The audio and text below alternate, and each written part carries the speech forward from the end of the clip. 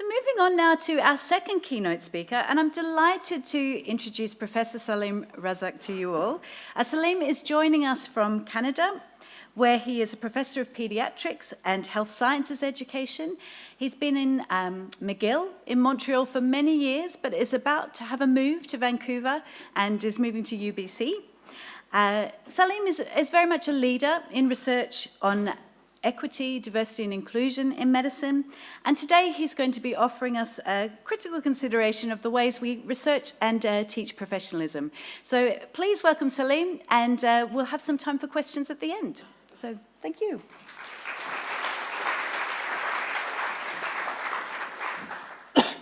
Good morning.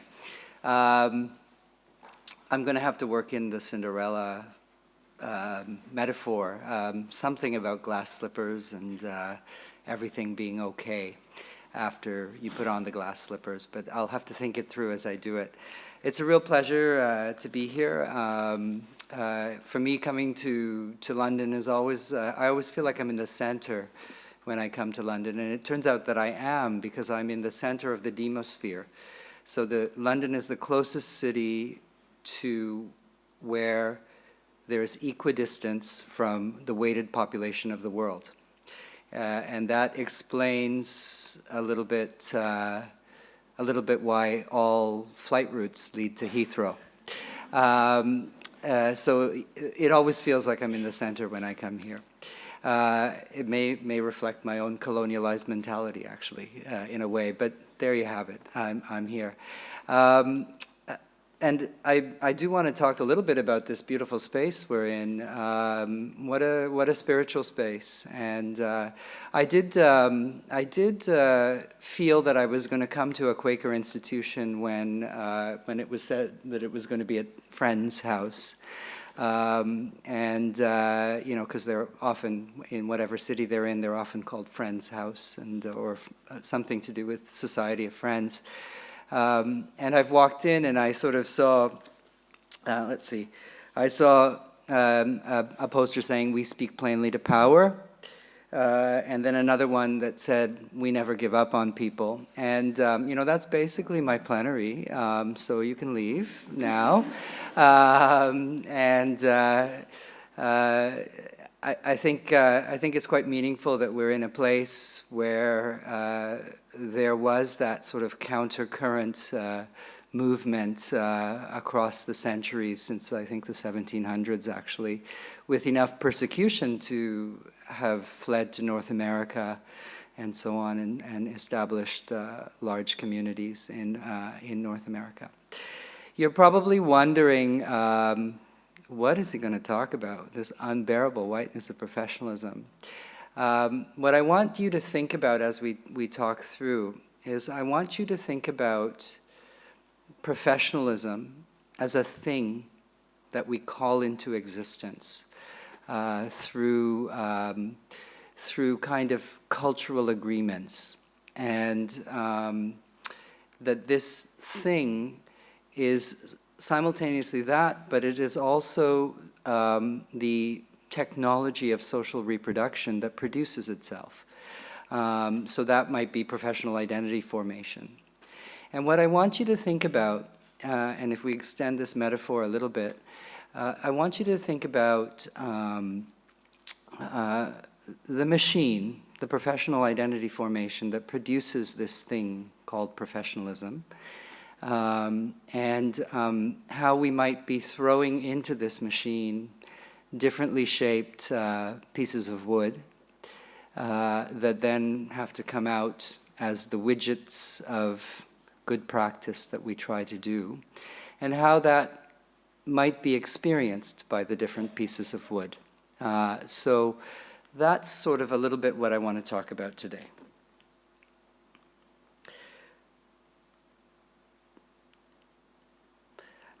I have no conflicts of interest to declare, other than I want a better world, but none financial. I think I'm going to talk a little bit about issues related to equity, diversity, inclusion, anti-racism, decolonized practice, those different kinds of things. And I think it's really important for you to understand a little bit my own subjectivity that I bring to this work. On the left, you're going to see, you know, the sort of the vital statistics, what I am. I think all I want to say about the left is that my journey in research has been from rats to words. So I started out working with rats and blood substitutes. I then moved on to p-values and Cronbach's alpha. And now I'm all about words and trying to understand the why behind all of these social practices that we engage in health professions education. But on the right is really me. So in the middle there is the two islands of Trinidad and Tobago, which is where my family is from. We are there by mistake. We are there because the enslavement of African peoples ended in the 1830s in the British Empire. And then basically indentured Indian labor is what was brought to the Caribbean. And then we became our own thing there, our own Indian thing, different from India. In fact, for me, India is really like a grandmother that you don't really know, but you do some stuff that she does, but you don't really know. And what that place gave me was a real keen understanding of race. And racial difference, and how your life could be really affected by that social designation. My family emigrated to Canada, and great country, bad location. And it's absolutely a wonderful country. You see, for me, Canada has this sense of being a place of safe haven. And I always say that I became a Canadian largely watching American television that wafted across the air, Lake Ontario from a place called Buffalo, New York. That's a really interesting perspective that gave me. That gave me a perspective that there is an outside world, but it also blinded me to the inequities of my own country. So for me to think of Canada as a safe haven, that safe haven cannot exist without the brutal colonization of Indigenous people. Some of my work in equity is to atone for that ignorance that I had growing up. I put Mary Tyler Moore there because I always watch that when I'm sick or something, because it reminds me of American television. I watched TV for the entire 1970s, and I think on TV what was being sold was whiteness, actually, in a lot of ways.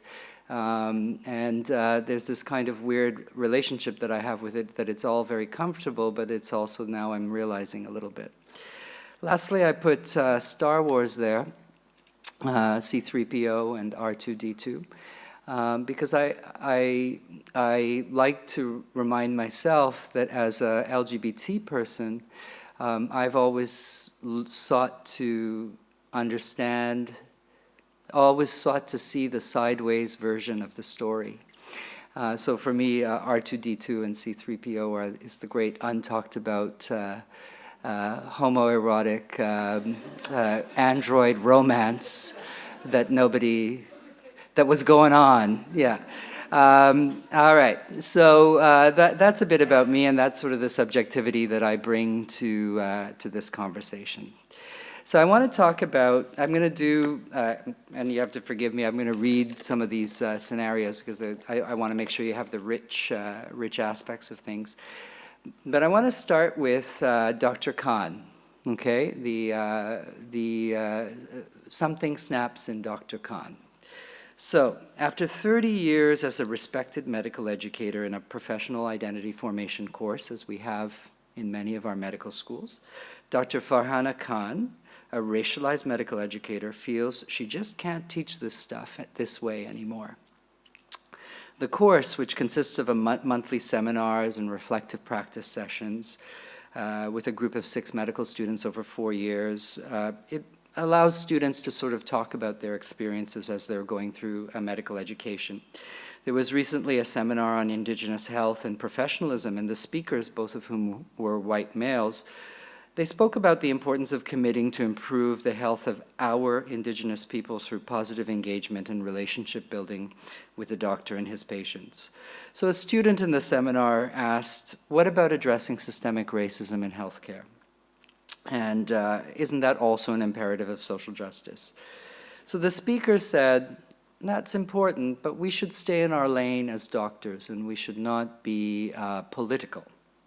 So Dr. Khan, something snapped in her that day, and she has an Indigenous student in her group of 6, and she saw the look on the face of the Indigenous student as that was happening.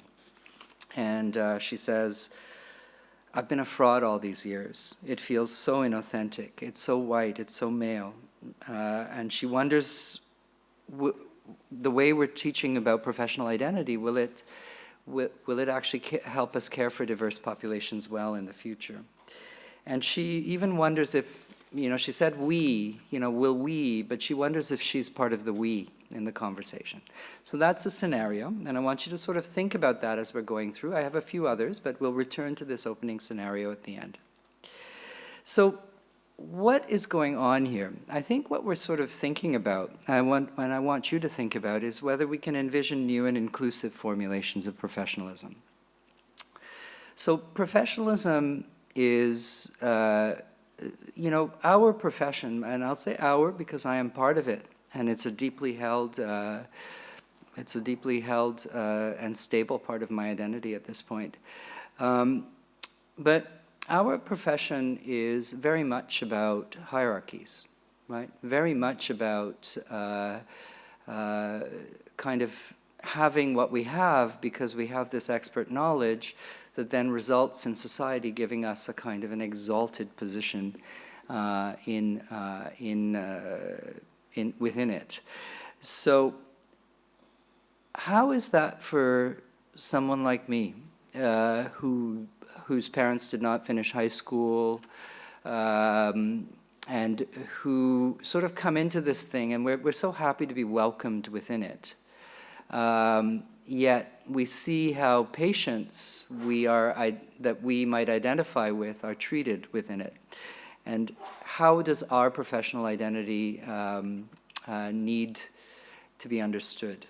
So can we envision new and inclusive versions of professionalism? I think when you join medicine, you make the 3 implicit agreements, right? To join medicine is to agree to think a certain way. I will understand health and disease through a scientific lens. When I measure the hemoglobin and it is 85, I will, seek to understand that mechanistically through physiologic and pathophysiologic mechanisms. I won't call on, spirits to try and understand that. So that's to agree to think a certain way, to join a knowledge system. And how are knowledge systems reflective of the inequities of society, of the society in which we find ourselves? The second thing that we agree to when we join medicine, we agree to henceforth and forever be reviewed by peers, right? And we can talk about that in a structural kind of way. You can be reviewed, for me, by the Royal College of Physicians and Surgeons of Canada. You can be reviewed by the Collège des Médecins du Québec, where I hold my license. But you also are reviewed by peers in a meeting where you're discussing a case. Did you do the right thing? And you are reviewed through that knowledge system. And thirdly, to join medicine is to agree to reconfigure yourself as a person, actually. As you sort of do this thing where you move from, I'm going to use a lay term, like a lay person to a person who is part of this collectivity known as medicine. Whoops. Ooh. That was a bit scary. There's always, at least it wasn't the blue screen of death. So let's think about the teaching moment for Dr. Khan, you know? So she's sitting there and she's wondering what's going on, and she's so distressed. I think what's happening to her are some of the daily negotiations of professionalism that go on. In particular, when persons come from social backgrounds that are not part of the majority. And what she's going through is that she's negotiating authenticity versus complicity. You know, like, if I continue to teach it this way, will I actually make it worse? You know? She's negotiating insider-outsider migrations. Am I part of the we that we talk about here? And the other thing that's happened, and I did try to be culturally sensitive, and instead of calling it a Band-Aid, I called it a plaster. But the plaster is ripped off, so she's having a kind of like a moment of clarity, right? Like, she's sort of, the gaping wound has been exposed, and it sort of cannot be unseen again.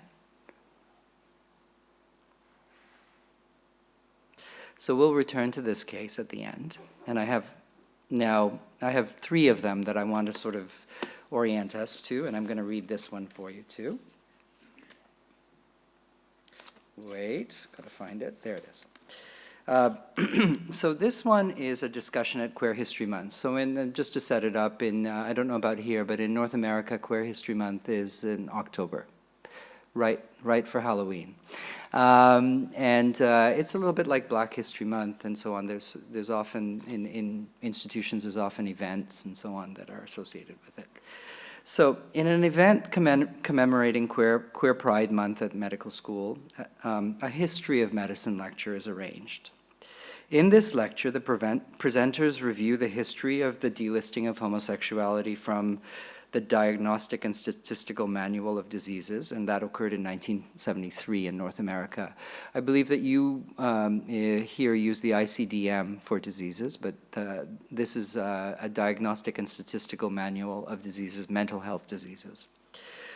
So the advocacy stories of psychiatrists who were homosexual is featured. The presenters draw parallels to contemporary discussions about diagnostic categories for gender diverse and trans individuals that's going on right now, and the seeking for gender affirming care.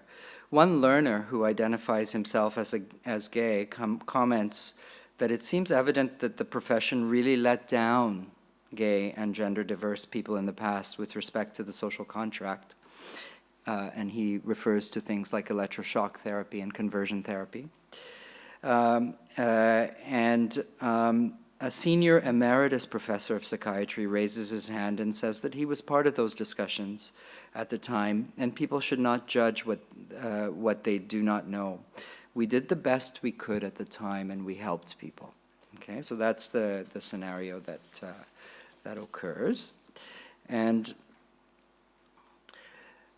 what does this bring up? What does this bring up? What does this scenario bring up in you? You know, 1973 was not that long ago. You know, I was born in 1965. You are supposed to be shocked. I always tell the medical students, you know, I had a disease until I was 8 years old, and then it was taken away, right? So we have this power to call into existence illness, right? I think what we really have to think about as in terms of professionalism is how much of it is really a pedagogy of privilege. We tend to talk about professionalism as a bit of a social contract, like a negotiation between the collectivity of physicians and society, and a little bit what I was saying, that we have expert knowledge that then we agree to act in altruistic ways towards patients in order to receive a kind of a benefit from that contract, a fringe benefit of an exalted status in society.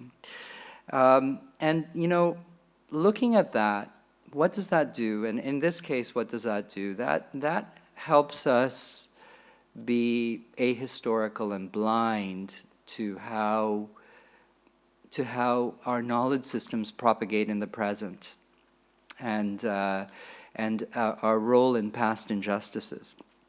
And it helps us breed a sense of elitism and noblesse oblige. And so sort of the idea there would be that kind of the lords of the manor who look after their charges, rather than perhaps thinking in a little less hierarchical way. All of what I'm saying, and you may be reacting to it, but all of what I'm saying, there's a rich literature looking at the discourses of professionalism through this critical lens, through a Foucauldian lens, that really helps us understand this kind of formulation that I just presented to you.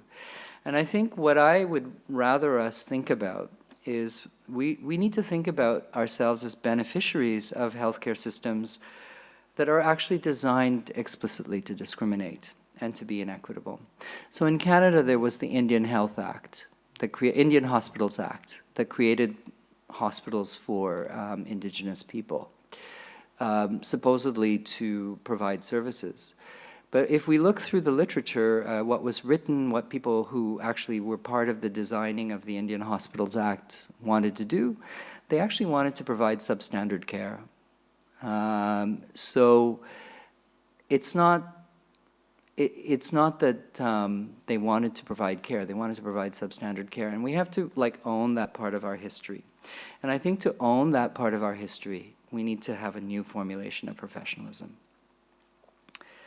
So I think the way to do that is to think about what gaze we are casting on illness and health, right? What kind of, and this is really evident in when we think about mental health considerations, but it's actually there in all kinds of things. What kind of gaze are we casting on type 2 diabetes? Where we judge lifestyles, where we judge origins without thinking properly about the social determinants behind those things. And I think what we have to do is we have to go to our past, because our past is our present. The uneasy relationship between illness and difference. And I'm thinking about, in my own country, the forced sterilizations of Indigenous people that went on between 1928 and 1972.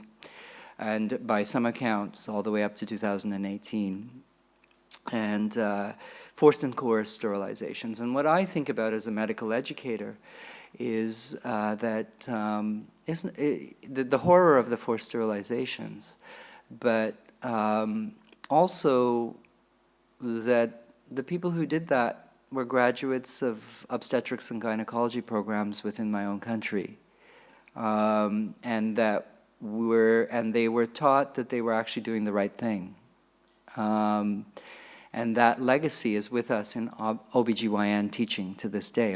We have to undo that legacy.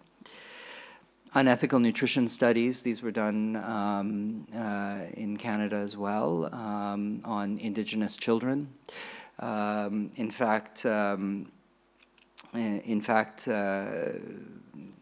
was actually widespread. There were illnesses, we called into existence illnesses. There was an illness known as drapetomania in the 1800s, which was the unusual desire of a slave to run away from his master. So that was constructed as an illness, and homosexuality, as I've talked about. And I think one of the things, and I don't want to talk about this too much, I'm just starting to think about this, I really think that there's a really, a kind of a deep and dark relationship between medicine and eugenics. That sort of, that is, we can talk about Rassen hygiene in Nazi medicine and the reinterpretation of the Hippocratic Oath in order to engage in that by German doctors.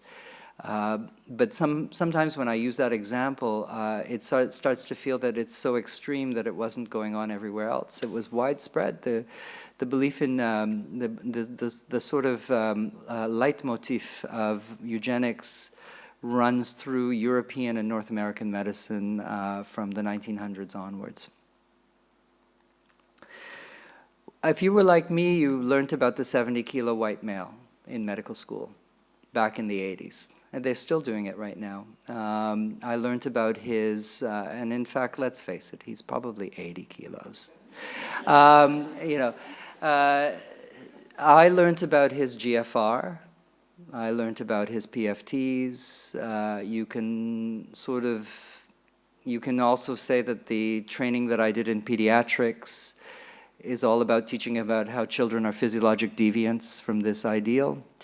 And I think there's a sort of idea of like how we organize knowledge within that. So if we organize diversity as kind of having a center, right? The center being the 70-kilo white male, and then kind of everything else is kind of some sort of deviation from that. I think we set up some really interesting knowledge-power relationships that actually have real outcomes.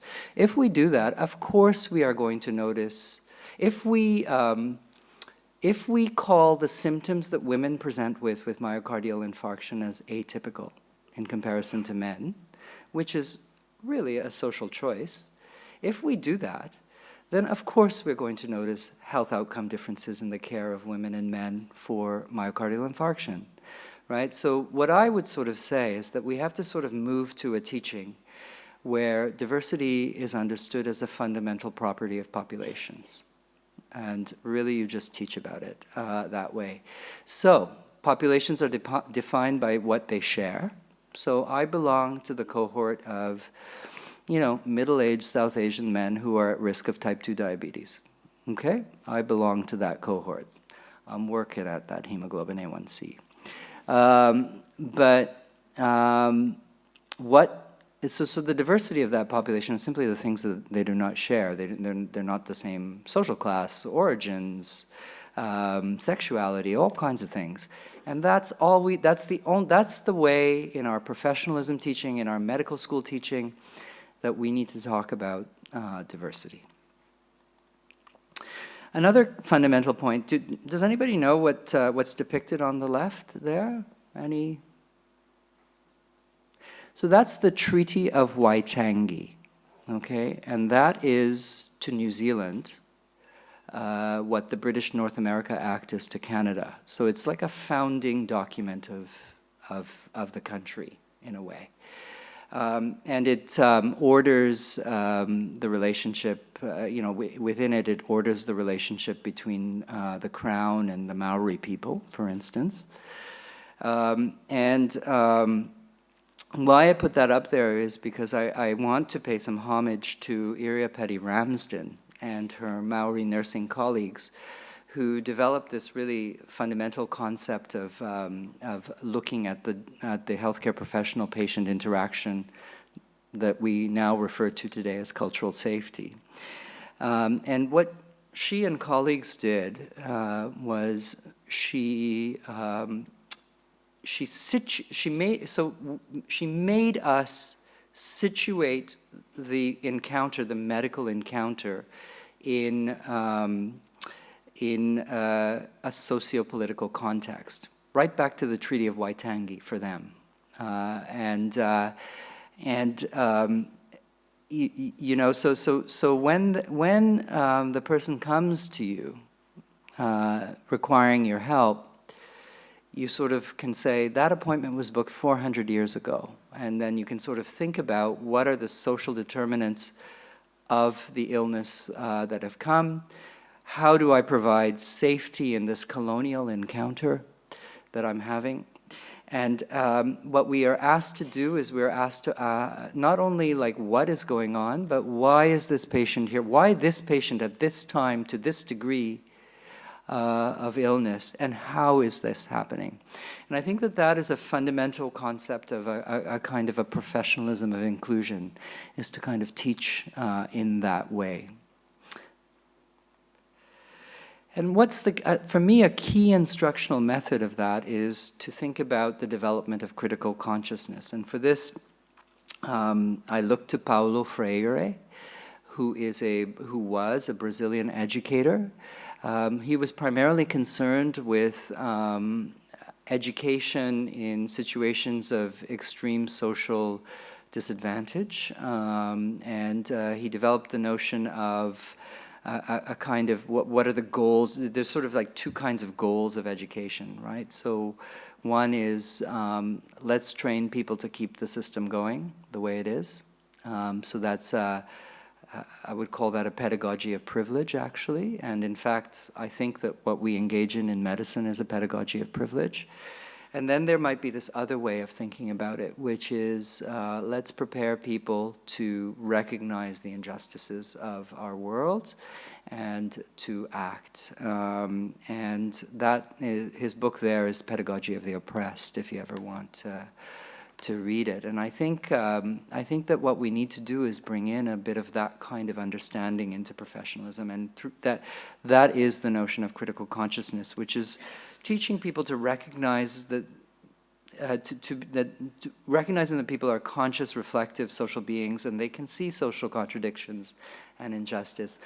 When a patient comes into my hospital and for a psychiatry consultation and is subjected to a 35-page intake form, which is written at the grade 11 level, which is upper high school, and that they must speak either English or French, maybe that's a little bit of, in order to get that consultation, maybe that's a little bit of an injustice that's going on there.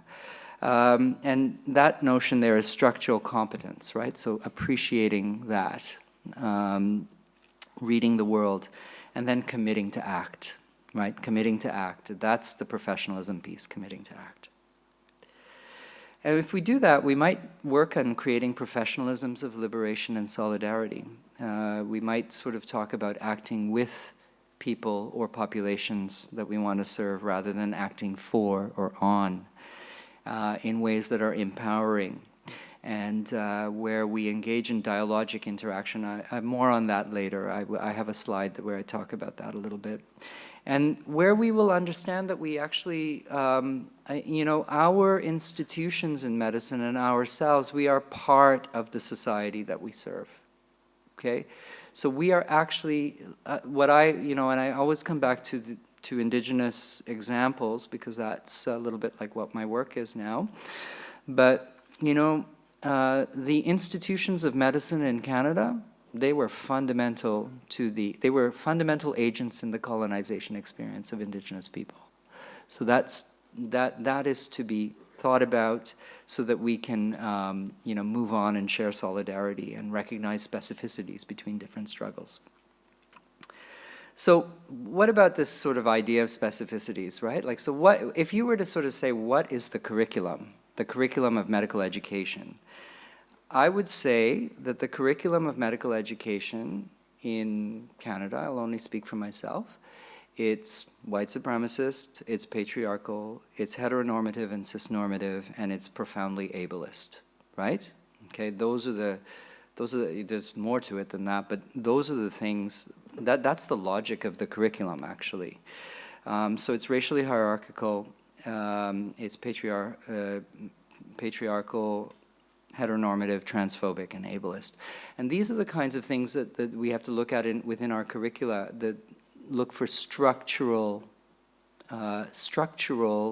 discrimination within the curricula. When we have a journal club and we teach about race as a risk factor, say, in this disease or that disease, is it really correct to sort of talk about it as race, or is it being racialized as that is really the risk factor, or experiencing racism as that is the risk factor, because we understand it as socially determined? So the second case is dreadlocks are not allowed here. Okay, so I want to read it out for you. Here it is. A black female student is reprimanded on her internal medicine rotation for coming to the wards with dreadlocks.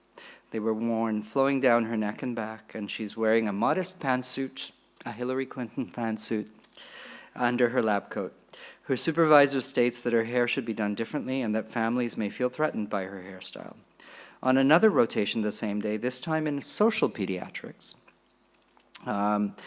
where medical students work in a clinic for children in foster care. A supervisor assesses that a white female medical student is wearing $300 Converse shoes, expensive jewelry, and a designer label top and pants.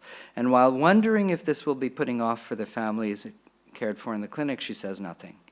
Several families point out the expensive clothing worn by the medical student throughout the day. Okay, so so I've sort of put in apposition two cases. So what are we talking about here in terms of professionalism? We're talking about the regulation of embodiment. How do you dress? You know, like when I mean, I had sort of luggage problems. I don't want to check anything anymore, so I'm, you know, because it may or may not arrive, right?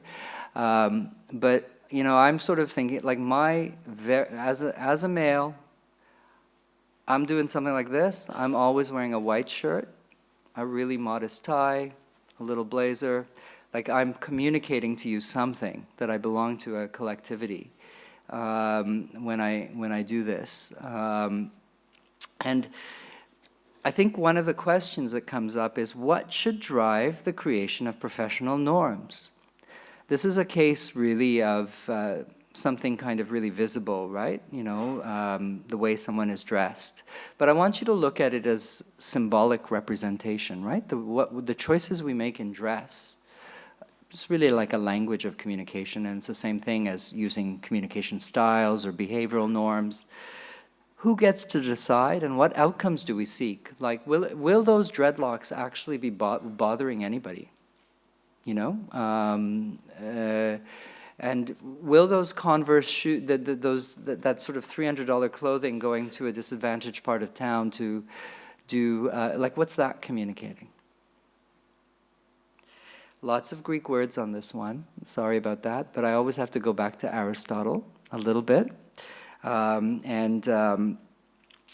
think what we're sort of looking at in terms of professional identity formation is this negotiation that goes on between mutability, changing, and the trueness of essence. You know, what is me? You know, and when I sort of think about what we are doing in medicine, right? You know, what is the basic medical act?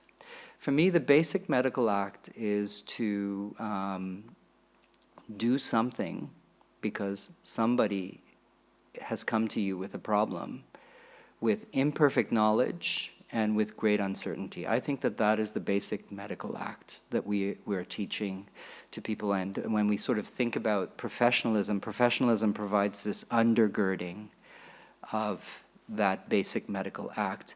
And I would call that phronesis. Okay, so medicine is a phronesis. And phronesis, for those of you a little bit unfamiliar with the term, really is sort of the notion of prudent action in the world. Okay? And I think that that's really a goal of professional identity formation, actually. So it's kind of related to the term praxis. So praxis is the practice of medicine. Theoria, which is kind of like the idea of the knowledge systems that are produced by medicine. But medicine is also this other thing. It's a poiesis. It's a creatively produced object as well. And I think that is what we have to think about there when we're thinking about professional identity formation, is how are we allowing, you know, the art that is produced, are we allowing it to be realist art and impressionist art and modern art? Is that okay? Or do we want everybody to paint the same way? I put hematopoiesis up there because I like blood. I put pictures of blood cells in my kids' rooms because I want them to be into science.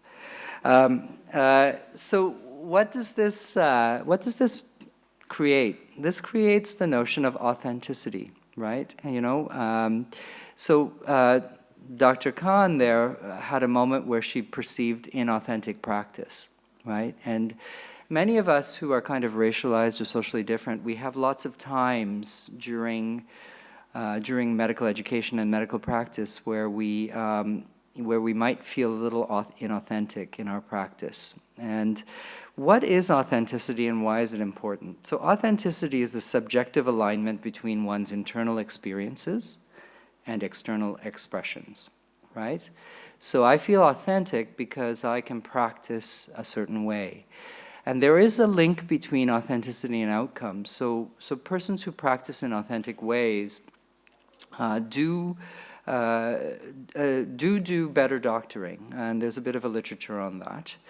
And what is authenticity? Authenticity is an active interpretation and symbolic representation. Like, what do those dreadlocks mean, right?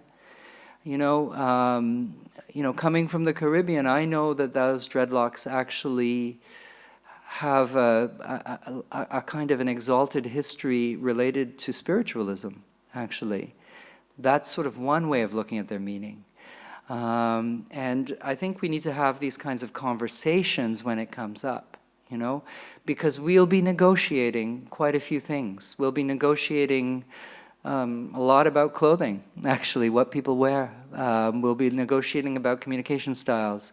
We'll be negotiating about how people introduce themselves and all kinds of things. And I think we need to have these kinds of conversations with our students. And the idea is to allow people to bring their whole selves to work. I think the sort of, a key concept that I want you to think about is epistemic violence, okay? So that student experienced epistemic violence, okay? So what is epistemic violence? Epistemic violence is domination that's committed through knowledge, either silencing, denial, undervaluing, or non-recognition of contributions and the value of different forms of knowledge.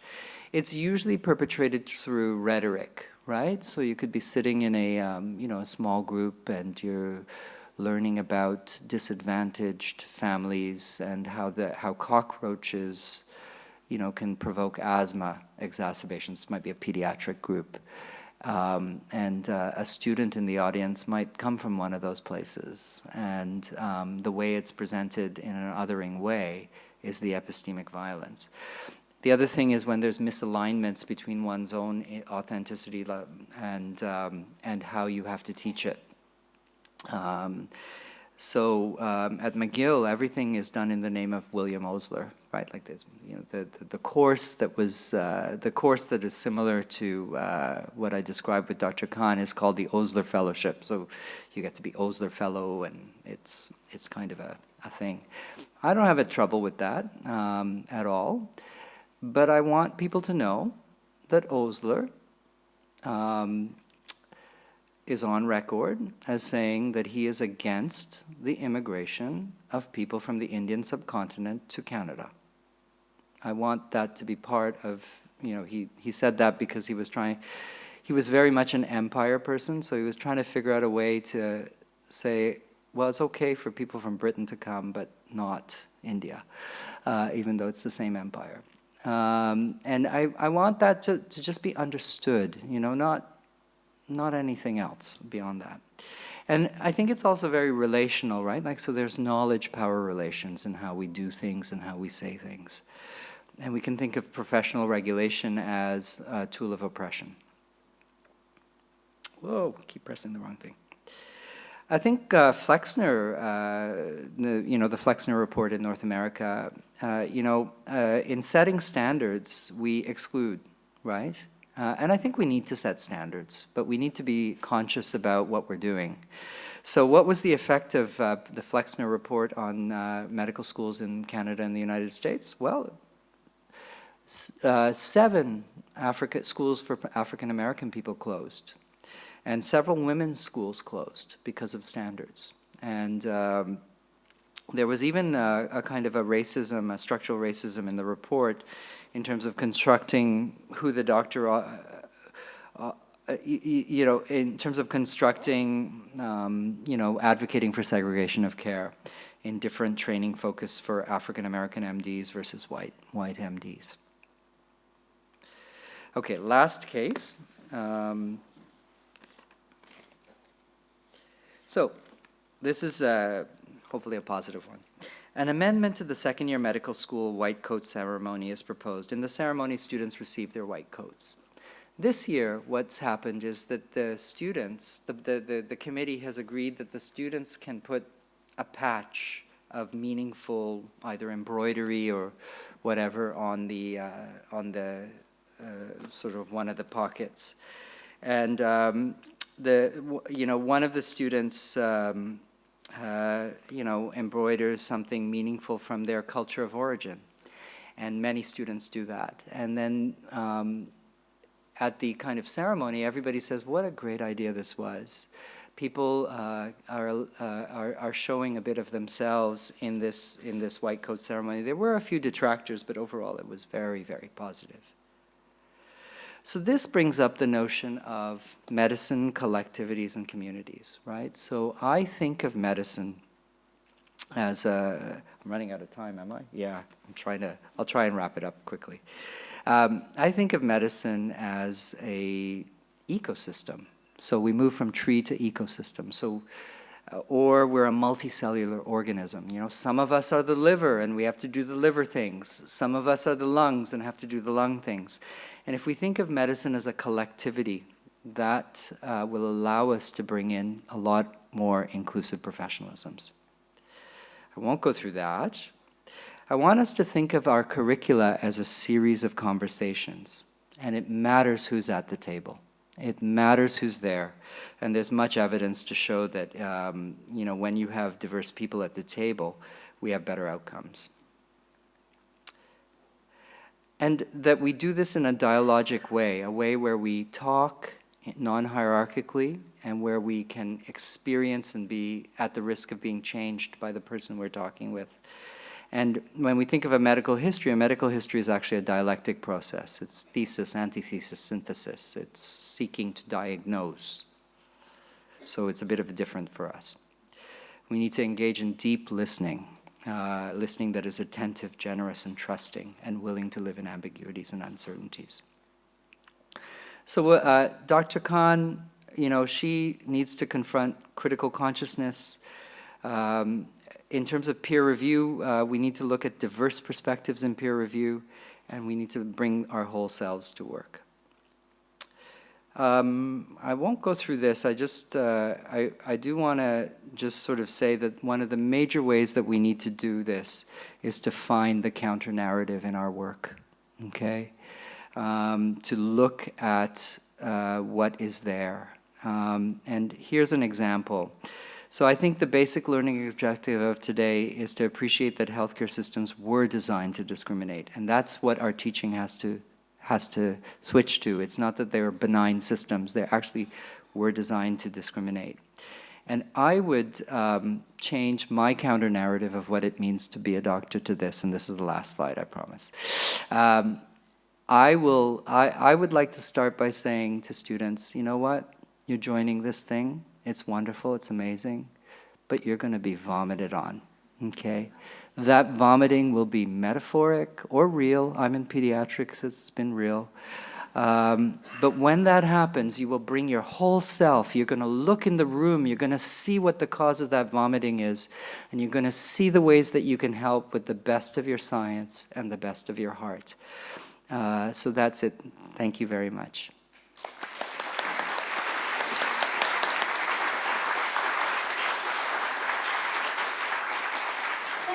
Saleem. I'm just going to offer the floor a chance to ask one or two questions before we move on to our workshops. Would anybody like to ask anything of Saleem?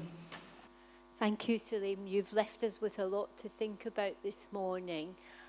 But for me, the question remaining, you've given us all these abstract conceptualizations of being critically conscious of practice.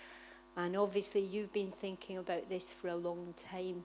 Can you tell us then how you think it's changed your practice? Whoops, maybe I'll stand over here. It's completely changed my practice. So I'm a pediatric critical care physician, okay? So for us, physiological explanations rule. right? Why is this not working? It's not working because the heart's not pumping properly and preload, afterload, contractility. But one of the questions that I'd like to ask, I like to ask with my fellows is,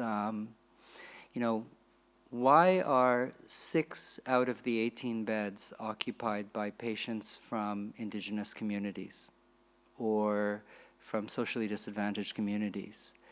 I think, and it'll be in my workshop a little bit, and I use the sort of I use a bit of a sexual metaphor, so please forgive me.